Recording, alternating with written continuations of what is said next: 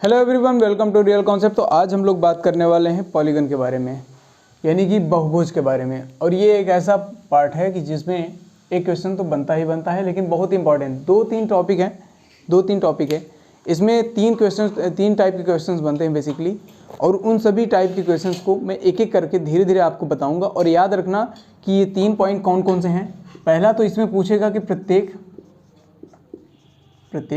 बाह्य कोण, ठीक है, इसमें प्रत्येक बाह्य कोण। और दूसरा पॉइंट प्रत्येक अंतःकोण, ठीक है, कौन सा, अंतःकोण।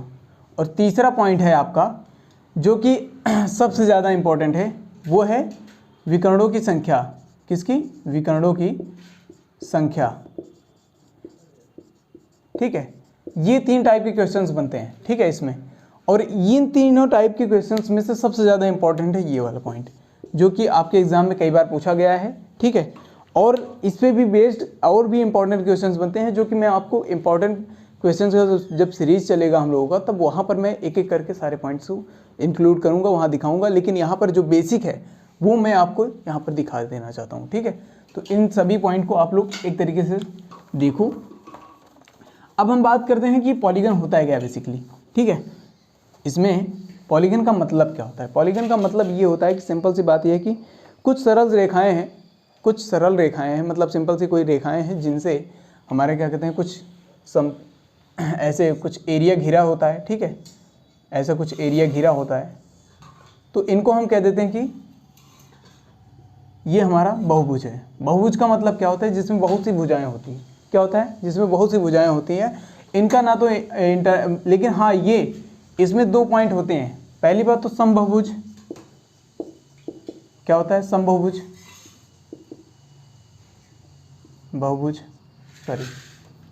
समबाहुभुज, ठीक, जिसे हम लोग रेगुलर पॉलीगन कहते हैं, ठीक।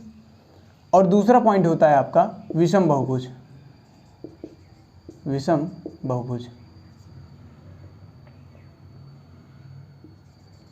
ठीक। ये हमारा क्या है? इरेगुलर, ठीक, पॉलीगन। बात क्या है कि ये जो आपके त्रिभुज होते हैं, आयत होती हैं, वर्ग होते हैं, और जितने भी पॉइंट्स हैं, जितनी भी आप ज्योमेट्री पढ़ते हो, जितनी भी आप मेंसुरेशन पढ़ते हो, वो सब आती कहाँ से हैं? उनका बेसिक पॉइंट यही होता है, ठीक है। लेकिन बात क्या है कि अब यहाँ पर कि हमारे लिए इम्पोर्टेंट क्या है सर? इम्पोर्टेंट हमारे लिए ये है क्योंकि यही हमारे सिलेबस में है थोड़ा सा, और बाकी इन सब की कोई ज़रूरत नहीं है। इरेगुलर हमारे सिलेबस में, यहाँ तक कि आपके अगर एसएससी के लेवल की बात की जाए तो वहाँ भी नहीं है, जो 10+2 लेवल की होती है वहाँ पर भी नहीं है। तो इसका मतलब है कि हमारे लिए केवल इतना ही सफिशिएंट है, ठीक है। तो चलो, तो हम बात करेंगे रेगुलर पॉलीगन के बारे में, यानी कि समबाहुभुज। और इस समबाहुभुज का मतलब क्या होता है? समबाहुभुज का मतलब ये होता है कि यहाँ पर जितनी भी लाइंस आपको दिखेंगी, जितनी भी आपकी यहाँ पर रेखाएं दिखेंगी, सरल रेखाएं दिखेंगी, वो सरल रेखाएं क्या होती हैं? समान होती है। यानी कि ये 5 के पाँचों जो लाइंस हैं ये आपस में बराबर हैं, समझ रहे हैं? यानी कि यहाँ पर लाइंस क्या होती हैं? यहाँ पर लाइंस जो हैं, आपकी सरल रेखाएं जो होती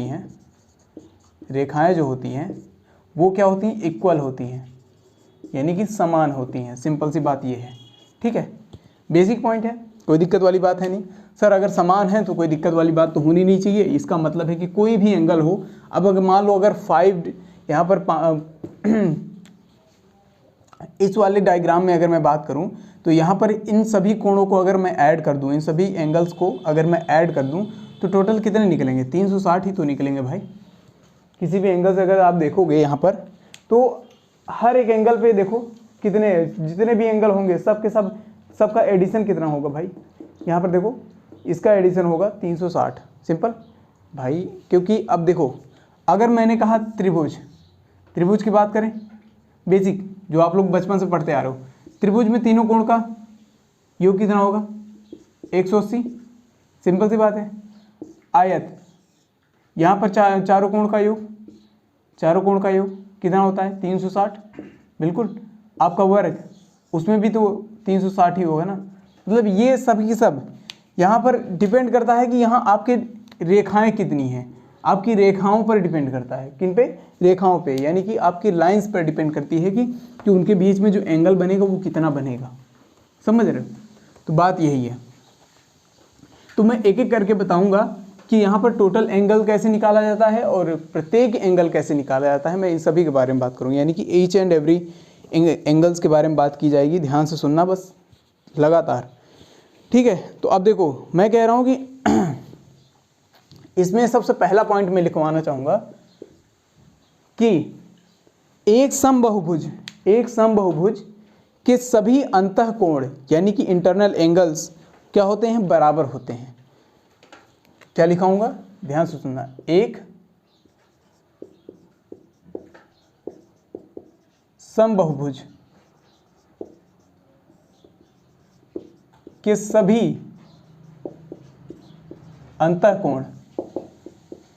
अंतःकोण मतलब इंटरनल एंगल्स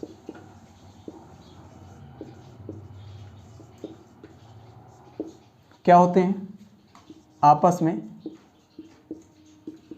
समान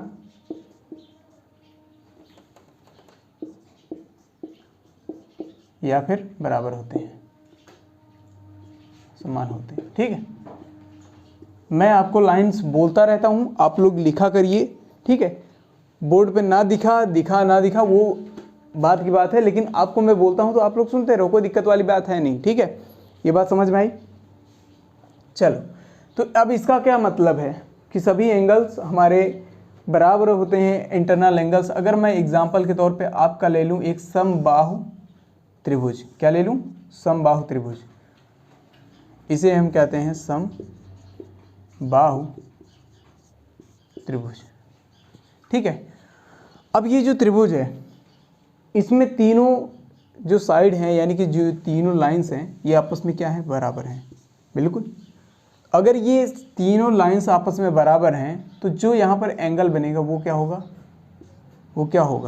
वो हमारा 60 और 60 ही तो होगा। बिल्कुल, क्योंकि ये आपस में अगर लाइंस अगर बराबर हैं यानी कि समान है तो आपके जो एंगल्स होंगे वो भी समान होंगे। इंटरनल एंगल्स की बात हो रही है, सिंपल सी बात है। ये बात समझ में आएगी नहीं?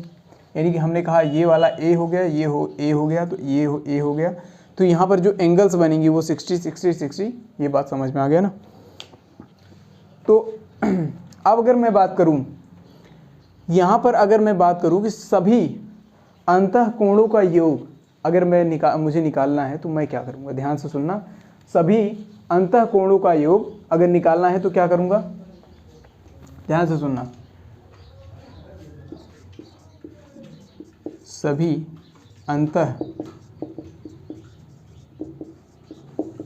का योग अगर निकालना है हमें तो क्या करना होगा? यहाँ एक बेसिक सा फॉर्मूला है, उसको ध्यान में रखना हमेशा। क्या होता है वो? n-2 into 180। कितना?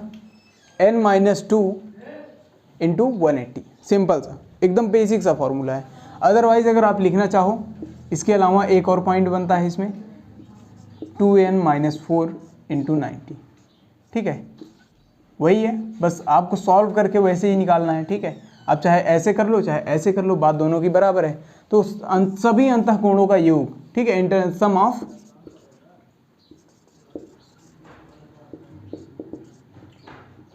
Internal angles, sum of internal angles, ये क्या है? हो गया हमारा n-2 इंटू 180। अब एग्जाम्पल के तौर पे देख लो, मैं कहता हूं कि त्रिभुज की बात करते हैं तो त्रिभुज में कितनी भुजाएं होती भाई? a बराबर कितनी हो गई? 3। सिंपल। और जब मतलब n बराबर यहाँ पर कितनी हो गई? 3। और जब n बराबर 3 हो गए तो यहाँ रखो, इस फॉर्मूले में यहाँ रखोगे तो अंतःकोणों का योग जो होगा वो होगा 3 - 2 गुणे 180। देखो ये प्रूव हो रहा है एकदम, यहाँ पर देखो 1 इंटू 180, यानी कि इसका मतलब कितना है? 180। ये बात समझ में आया कि नहीं आपके? मैंने कहा था क्या? मैंने यही कहा था ना कि अंतःकोण जितने भी होंगे, मतलब उन टोटल जो इंटरनल एंगल्स होंगे वो टोटली डिपेंडेंट है किस पे? आपके लाइंस पे। यानी कि लाइंस जितनी बढ़ाओगे आप उतने एंगल्स भी बढ़ेंगे, और जितने लाइंस आप कम करोगे उतने एंगल्स घटेंगे, सिंपल सी बात है। तो यहाँ पर मैं अगर कह दूँ फॉर एग्जांपल, अगर मैंने कहा n की जगह पे, सपोज मैंने कहा n इज इक्वल टू, मान लो मैंने कहा 5, अगर मतलब यहाँ पर 5 भुजाएं हैं सपोज, ठीक है। तो यहाँ पर हमारा जो अंतः को मतलब इंटरनल एंगल्स होंगे, सम ऑफ इंटरनल एंगल्स होंगे, वो क्या होगा, वो होगा हमारा 5 - 2 मल्टीप्लाइड बाई 180। सिंपल, समझ में आया आपको। तो यहाँ से क्या हो जाएगा, ये हो जाएगा 3 × 180, 18 × 54, 540। टोटल एंगल कितने हो गए, इतने। ये बात समझ में आई आपको, ठीक। अब जगह अगर ये बात समझ में आ गई है तो अब हम लोग केवल सभी अंतःकोणों का योग तो जान गए, लेकिन अगर हमने कहा कि हमें प्रत्येक अंतःकोण कितने होंगे, अगर उसके बारे में पता करना है, यानी कि हम जो एक पहला पॉइंट है हमारा जिसे हम लोग पढ़ने आए हैं यहाँ पे, अगर उस पॉइंट के बारे में हम बात करें तो वो पॉइंट जो है क्या होगा हमारा, उसके बारे में बात करेंगे। यानी कि प्रत्येक अंतःकोण के बारे में बात करेंगे। प्रत्येक अंतःकोण यहाँ पर बराबर हैं, तो भाई बराबर है तो कोई एक अंतःकोण हमें ज्ञात करना है, और एक ज्ञात करना है तो यानी कि सभी ज्ञात हो जाएंगे। तो उसके लिए हमें क्या करना होगा, बस एक छोटा सा फॉर्मूला करना है यूज़, ठीक है। तो ध्यान से सुनना, हम क्या कह रहे हैं, यहाँ पर मैंने लिखा ईच इंटरनल एंगल्स, यानी कि प्रत्येक अंतःकोण कैसे निकालने हैं, इसके बारे में बात करते हैं। ये बताओ कि हमारा टोटल मतलब कितना है, जो नंबर ऑफ मतलब सम ऑफ इंटरनल एंगल्स की मैं बात करूं, यानी कि सभी अंतःकोणों का योग की मैं बात करूं, तो क्या होता है 2n - 4 × 90, या फिर कह सकते हो आपका n - 2 मल्टीप्लाइड बाई 180, ठीक है। भाई ये सभी अंतःकोणों का योग है ना, तो एक काम करते हैं, डिवाइडेड बाई क्या कर देते हैं, n कर देते हैं, डिवाइडेड बाई n कर देते हैं, ठीक है। तो हमें पता चल जाएगा, सिंपल।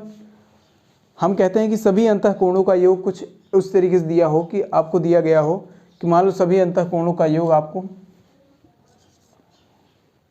280 दिया गया हो, ठीक है। तो हमें बताना है कि इनकी भुजाएं कितनी हैं। भाई उल्टा भी क्वेश्चन बन सकता है, सिंपल सी बात है। अभी तक हम लोग सीधा देख रहे थे कि भुजाएं इतनी हैं तो हमें मतलब सभी अंतःकोण ज्ञात करने हैं, ठीक है। तो यहाँ पर 280 अगर मान लो सम ऑफ इंटरनल एंगल्स हो गए, क्या हो गए, सम ऑफ इंटरनल एंगल्स हो गए, तो हमें अगर n ज्ञात करना है, क्या फाइंड आउट करना है, n ज्ञात करना है, तो क्या होगा, ध्यान से सुनना। ये हो जाएगा आपका कितना, मान लो यहाँ मैंने कह दिया 280, यहाँ मान लो 270 कर देते हैं, ठीक है, 270। तो ये हो गया आपका कितना, n - 2 मल्टीप्लाइड बाई 180, सिंपल। अब इस 180 को इधर भेजो, n - 2 ये हो गया 270 डिवाइडेड बाई 180, यहाँ पर कितना हो गया 0 0, ये 9 दूनी 18, 9 3 27, यानी कि 3/2। और ये हो गया उधर भेजोगे, ये -2 को उधर भेजोगे कितना हो जाएगा, +2, ये हो जाएगा 3/2 + 2, सिंपल। तो ये हो जाएगा आपका कितना, 4 3 7/2, समझ में आया। और 7/2 यानी कि आपका ये कितना आ गया टोटल, ये आ गया आपका 3.5। अभी ये तो डेसिमल में आ रहा है, इसका कोई मतलब वो है नहीं। लेकिन अगर मैं बात करूं, ये तो एग्जांपल के तौर पे मैंने लिया था पॉइंट, ठीक है। लेकिन अगर मैं बात करूं निकालना हो तो मेथड क्या है, मेथड तो यही होगा ना, मेथड तो यही होगा, सिंपल, कोई दिक्कत वाली बात। और अगर मैंने कह दिया कि ईच मतलब कि प्रत्येक में कितने मतलब आपके कितने एंगल्स होंगे, यानी कि 3.5 जो आपका नंबर ऑफ साइड है, नंबर ऑफ साइड आपको जो गिवन है यहाँ पर, वो 3.5 है, तो मैंने क्या कहा कि 3.5 साइड है, चलो ठीक है। लेकिन अगर मैंने कहा कि हमें प्रत्येक अंतःकोणों का ज्ञात करना है, तो प्रत्येक अंतःकोण यहाँ पर कैसे ज्ञात कर सकते हो? टोटल कितना है भाई? टोटल कितना है? टोटल है आपका 270, ठीक है। भुजाएं कितनी है? भुजाएं कितनी है हमने निकाला ना, भुजाएं कितनी है? 3.5। हमने कहा 3.5 से भाग दे दो। क्या करो? 3.5 से भाग दे दो। ये हो गया, मान लो ये आपका हो गया 00, ये हो गया 35। सिंपल। तो यहाँ से आप काटोगे 5 से, तो 5 से 35, और ये हो गया कितना? 5 25 और 5 चौक 20, ये हो गया इतना, ठीक है। तो आप ये 540 में आप 7 का भाग देंगे, जितना भी एंगल आएगा, जितना भी एंगल आएगा वही आपका आंसर हो जाएगा। ये बात समझ में आया कि नहीं? ये बेसिक एक ओवरव्यू के बेसिस पे आपका एक वो था, ठीक है। तो ये पॉइंट आपको नोट करके रखना है। सिंपल सी बात है कि अगर प्रत्येक एंगल की बात कर रहा है, प्रत्येक एंगल की बात कर रहा है, तो क्या करना है? सम ऑफ ईच एंगल, यानी कि मतलब सम ऑफ इंटरनल एंगल, ठीक है। सम ऑफ इंटरनल एंगल करने के बाद आपको क्या करना है? सीधे सीधे डिवाइडेड बाई n कर देना है। ये बात समझ में आई कि नहीं आपके? चलो, अब यहाँ तक ये बातें समझ में आ गई, तो अब आगे बढ़ते हैं। अब हम क्या करते हैं? हम आगे बढ़ते हैं, तो ध्यान से सुनना। अब यहाँ अगर एक पॉइंट की मैं और बात करूँ, तो ध्यान से सुनना इस बात को। मैं एक और पॉइंट की बात कर रहा हूँ। मैंने अगर कहा, मान लो सपोज ये ट्रायंगल है, मैंने कहा ये एंगल मान लो समबाहु त्रिभुज है, तो ये है गया आपका 60। मैंने कहा ये आपका ये वाला एंगल कौन सा होगा? ये जो बाह्य एंगल है, इसे क्या कहते हैं? External angle. एक्सटर्नल एंगल, बिल्कुल। इसे क्या कहेंगे? बाह्य कोण। क्या कहेंगे? बाह्य कोण, ठीक। अगर बाह्य कोण के बारे में बात करें, यानी एक्सटर्नल एंगल की बात करें, तो यहाँ पर मान लो कुछ एंगल इंटरनल्स दिया गया है। तो इंटरनल एंगल जब आपको पता है, तो एक्सटर्नल एंगल नहीं निकाल पाओगे। ये पूरी लाइन क्या कहती है? 180 डिग्री, बिल्कुल। ये 180 डिग्री है, और फिर उसके बाद आपको दिया गया है 60, माइनस कर दो, कितना हुआ? 120। ये बात समझ में आई? तो इसका मतलब है कि मैंने कहा प्रत्येक अंतःकोण दो तरीके से निकाल सकते हो। अब देखो, आपको बाह्य एंगल दिया, मतलब एक्सटर्नल एंगल दे दिया है, अब ये पूछ रहा है कि प्रत्येक अंतःकोण बताओ। सिंपल सी बात है। तो प्रत्येक अंतःकोण बताने के लिए हमें क्या करना पड़ेगा? एक और पॉइंट है कि प्रत्येक अंतःकोण बराबर 180 माइनस बाह्य कोण। क्या? बाह्य कोण, यानी कि एक्सटर्नल एंगल। ये बात समझ में आई? ये बात समझ में आई कि नहीं? मैंने क्या किया कि प्रत्येक अंतःकोण, अब भाई ये इस एंगल के बारे में हमें पता करना है, तो ये क्या हो जाएगा? 180 माइनस बाह्य कोण, क्योंकि हमें बाह्य कोण पता है। मान लो सपोज एग्जाम में आपको क्या दिया गया है? ये दिया गया है, और फिर उसके बाद पता लगा, आपसे पूछ लिया कि प्रत्येक अंतःकोण बताओ, तो आपको क्या करना होगा? 180 माइनस बाह्य कोण कर दो, सिंपल से आपका निकल के चला आएगा। सिंपल, कोई दिक्कत वाली बात नहीं होनी चाहिए। ग्रेट। यानी कि अब यहाँ से दूसरा ये भी पॉइंट आपको समझ में आ गया होगा कि अंतःकोण प्लस बाह्य कोण बराबर कितना हो जाएगा? 180। ये बात समझ में आई? ये वाला पॉइंट कहाँ से निकल के आया? यहीं से निकल के आया है। कहाँ से? ये वाले पॉइंट से। समझ गए? यानी कि ये वाला पॉइंट जो है अंतःकोण, ये कहाँ से निकल के आया था? यहाँ पर, क्योंकि अंतः और बाह्य कोण दोनों का सम कितना होता है? 180 होता है। ये बात समझ में आ गई आपको? बिल्कुल, कोई दिक्कत वाली बात नहीं होनी चाहिए। ग्रेट। अब आगे बढ़ें। चलो कुछ एग्जांपल्स पे चलते हैं, और भी क्वेश्चंस देखते हैं कि किस तरीके से हम लोग कर सकते हैं। अगर मान लो आपसे क्वेश्चन पूछ ले, सपोज पूछ ले कि हमें बताना है कि इफ़ n = 6, अगर n = 6 पता है, तो ये बताओ कि ईच इंटरनल एंगल के बारे में बताओ। किसके बारे में? ईच इंटरनल एंगल, यानी कि प्रत्येक अंतःकोण के बारे में बताओ। ठीक, हमें प्रत्येक अंतःकोण के बारे में बताना है। सिंपल सी बात है। तो ऐसे टाइम पे हमें क्या करना चाहिए, सिंपल सी बात है। देखो मेथड इसमें 2-3 है, ठीक है, 2-3 मेथड है। ये आपके ऊपर डिपेंड करता है कि आप कौन कौन से मेथड को यूज़ कर पाते हो। देखो अब यहाँ से हम सबसे पहला पॉइंट क्या करेंगे, पहला मेथड ध्यान से सुनना। मेथड पहला कहता है कि सम ऑफ इंटरनल एंगल्स निकाल लो।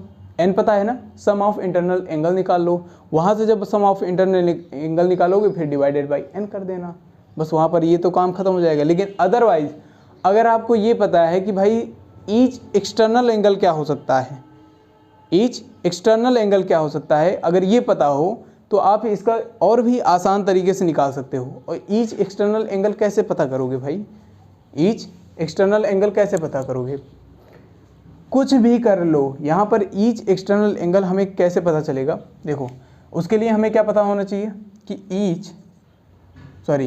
हमें क्या पता होना चाहिए, हमें टोटल एक्सटर्नल एंगल यानी कि सभी उसके लिए हमें क्या पता होना चाहिए। देखो हम निकालने के तरीके तो हम बता रहे हैं। देखो यहाँ पर अगर मैं बता रहा हूँ सम ऑफ इंटरनल एंगल, ठीक है,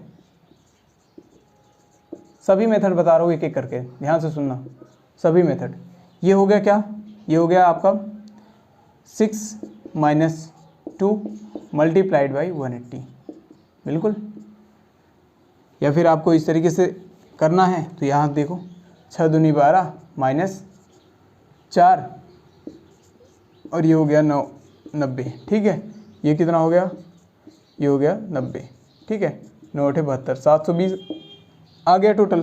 अब ईच इंटरनल एंगल पूछ रहा है ना, इंटरनल एंगल पूछ रहा है, और ईच इंटरनल एंगल कैसे निकाला जाएगा, 720 डिवाइडेड बाई 6, ये हो गया, ठीक है।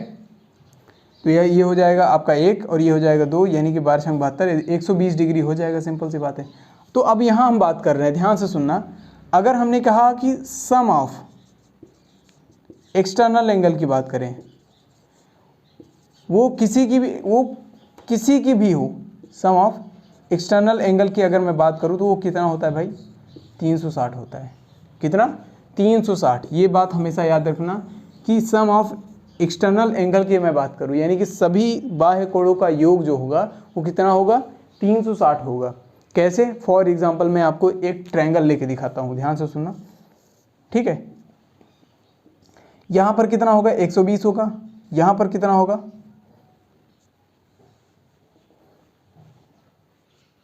यहाँ पर कितना होगा, 120 होगा, सिंपल सी बात है। और ये यहाँ पर क्या होगा, 120 होगा। इन सभी बाह्य कोणों का योग निकालो, 12 × 36, ठीक है, 120 × 3 कितना हो गया, 360। आप किसी भी एक ज्योमेट्रिकल उसको ले लो, यानी कि किसी भी बहुभुज को ले लो, कोई भी, सभी का अगर सम करोगे आप तो सभी का सम क्या हो जाएगा, आपका हो जाएगा कितना, 360। और 360 जब हमें पता है कि भाई सभी बाह्य कोणों का योग क्या हो जाएगा, 360 होगा। तो अब ये बताओ कि प्रत्येक यानी कि ईच एक्सटर्नल एंगल कितना होगा। अगर ईच एक्सटर्नल एंगल अगर हमें निकालना है तो हमें क्या करना पड़ेगा, 360 डिवाइडेड बाई n। ये बात समझ में आई, ठीक है। तो अब इस पॉइंट से ये तो हो गया मान लो मेथड 1, ठीक है, ये मेथड 1 था जो सॉल्व करने का तरीका मैंने बताया अभी, ठीक है। मान लो अगर हमें ये बात पता है तो हम क्या कर सकते हैं, यहाँ पे हम निकालते हैं एक्सटर्नल एंगल, ठीक है। ईच हम यहाँ से क्या निकाल लेंगे, देखो ये मेथड नंबर 2 आ गया, मेथड नंबर 2 यहाँ से आ गया कि ईच एक्सटर्नल एंगल निकालो, कितना हुआ भाई, 360 बाई n, n बराबर 6, 360/n कितना हुआ भाई, ये हो गया आपका, और n क्या है आपका, ये हो गया 6, ठीक है, 6 × 36 और ये हो गया 60। यानी प्रत्येक बाह्य कोण कितना है, 300 मतलब 160 है। और जब 160 है तो ये बताओ कि ईच इंटरनल एंगल की बात कर रहा है ना, ईच इंटरनल एंगल की बात कर रहा है ना, ईच इंटरनल एंगल क्या हो जाएगा, यानी प्रत्येक अंतःकोण क्या हो जाएगा, ये हो जाएगा 300 मतलब यहाँ पर 180 माइनस वाई कोण, और वाई कोण कितना है भाई, ये है आपका 60, सिंपल। तो ये हो गया कितना, 120। यहाँ भी आपका 120 आया, यहाँ भी 120 आया, तो आप दोनों तरीके से निकाल सकते हो, बेसिक था एकदम, कोई दिक्कत वाली बात तो थी नहीं। ये बात समझ में आया कि नहीं? चलो, अगर ये बात समझ में आया तो मैं आपको आज एक होमवर्क दूंगा, ठीक है? आप उसको करना, बताना कि कैसे होगा ये पॉइंट, ठीक है? मैं क्वेश्चन दे रहा हूँ आपको, दो मतलब एक दो क्वेश्चन दे दूंगा, तो आपको प्रैक्टिस थोड़ा सा बना रहेगा तो काम बन जाएगा आपका, ठीक?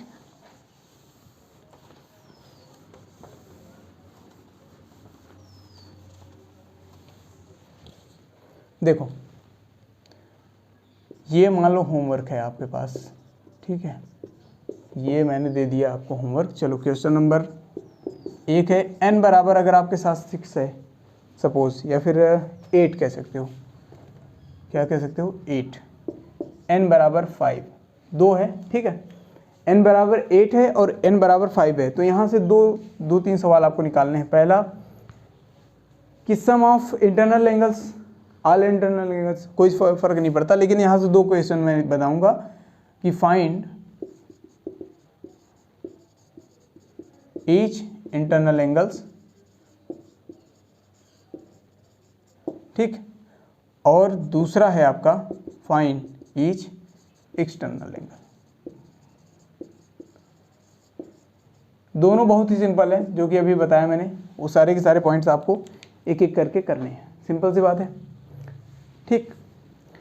अब इसके बाद हम लोग चलते हैं, ये आपका होमवर्क है, ठीक है? अब इसके बाद चलते हैं हमारे अपने मोस्ट इंपॉर्टेंट पॉइंट के बारे में। हम पता करते हैं कि नंबर ऑफ डायगोनल्स, यानी कि नंबर ऑफ विकर्ण, विकर्ण मतलब जानते हो ना, डायगोनल्स,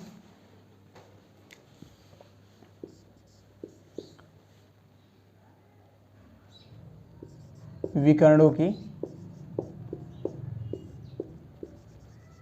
संख्या, अगर हमें ये ज्ञात करना है, ठीक है? नंबर ऑफ डायगोनल्स, अगर हमें ये पता करना है तो क्या होगा? मेन पॉइंट, अगर हमें ये पता करना है तो कैसे निकालना होगा? सिंपल सी बात ये है,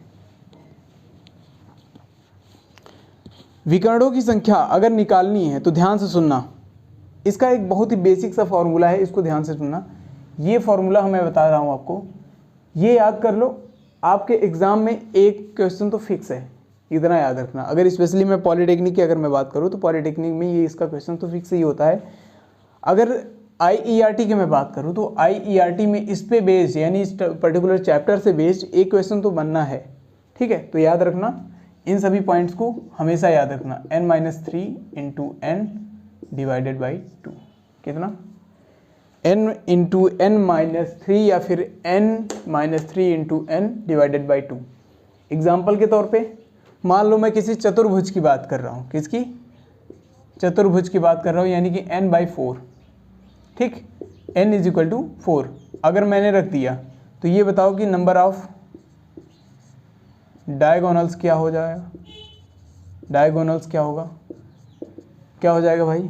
यहाँ क्या हो गया? 4 - 3 गुणे 4 डिवाइडेड बाई 2। सिंपल सी बात है, हुआ 1 गुणे 4/2। ये कितना हो गया हमारा?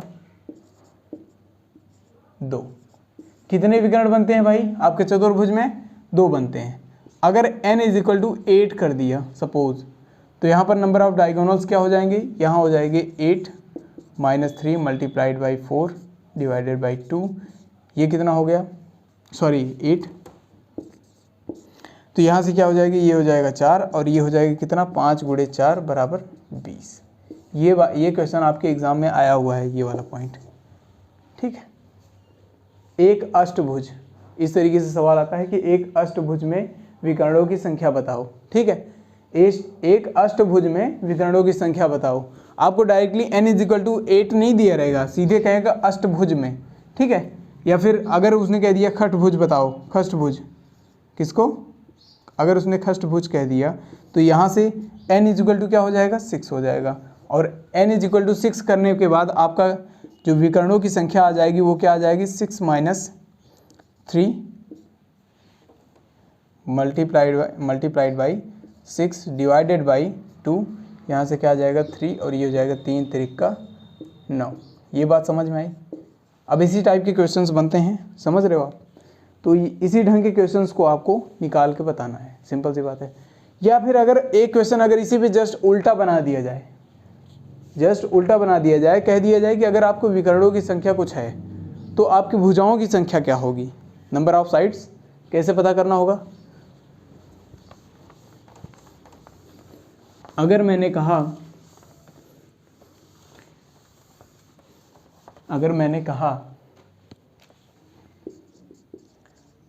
कि नंबर ऑफ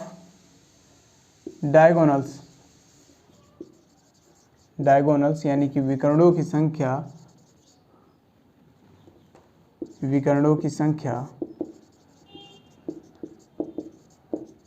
आपके सामने दी गई है, मान लो 6, तो आपको निकालना है नंबर ऑफ साइड्स, ठीक है, यानी कि भुजाओं की संख्या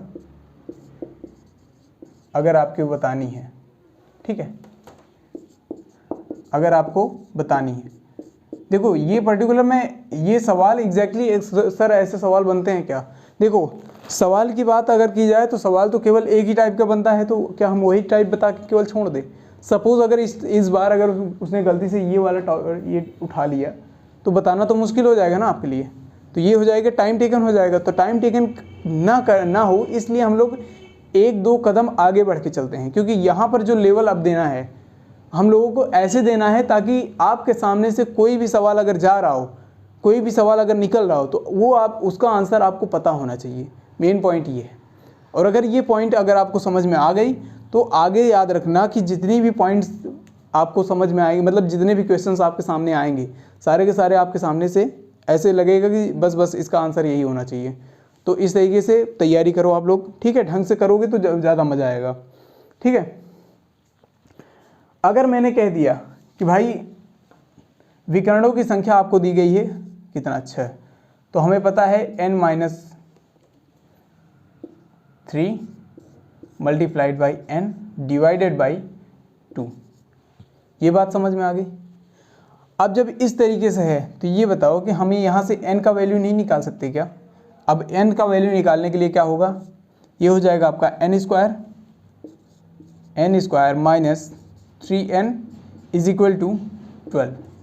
ये इस बात से समझ में, यानी कि 2 को उधर ले गए 12 से, फिर उसके बाद इसको अंदर मल्टीप्लाई कर दिया, तो यहाँ पर देखो ये हो जाएगा n स्क्वायर माइनस 3n और ये हो जाएगा माइनस 12 बराबर 0, ठीक है। तो अभी इस इक्वेशन को आपको क्या करना है, सॉल्व करना है। इस इक्वेशन को अगर आप सॉल्व करोगे तो किस तरीके से करोगे, 12 तो ये हो जाएगा आपका कितना, मान लो अगर श्रीधराचार्य से करते हो तो यहाँ पर क्या हो जाएगा, a बराबर क्या है 1 है, b बराबर क्या है -3 है और c बराबर क्या है -12। इस तरीके से आप कर सकते हो x equal to minus B